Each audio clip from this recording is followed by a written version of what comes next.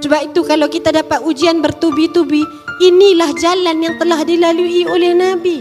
Nabi tak kata, ya Allah, pasal apa engkau buat begini pada aku, wahai Allah. Nabi tak kata, ya Allah, apa lagi penderitaan yang tak kau beri pada aku, wahai Allah. Tak.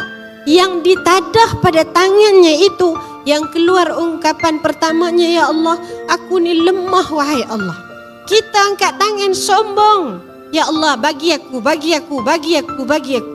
Terlupa nak sebut, ya Allah, aku ni lemah, wahai Allah.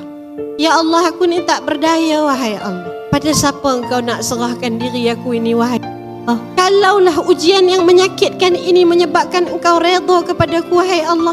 Nabi kata, aku sanggup, wahai Allah. Kita hari ni mulut duk komplain tak berhenti. Kenapa engkau uji aku, wahai Allah? Aku semayang, aku baca Quran. Kenapa uji aku, ya Allah? Tapi kita sombong dengan diri kita di hadapan Allah Subhanahu Wa Taala. Semayang kita lebih kurang.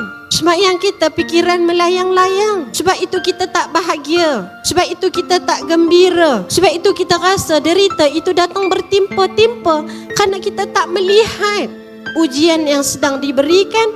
Ini jalan untuk kita pulang dapat keredaan Tuhan.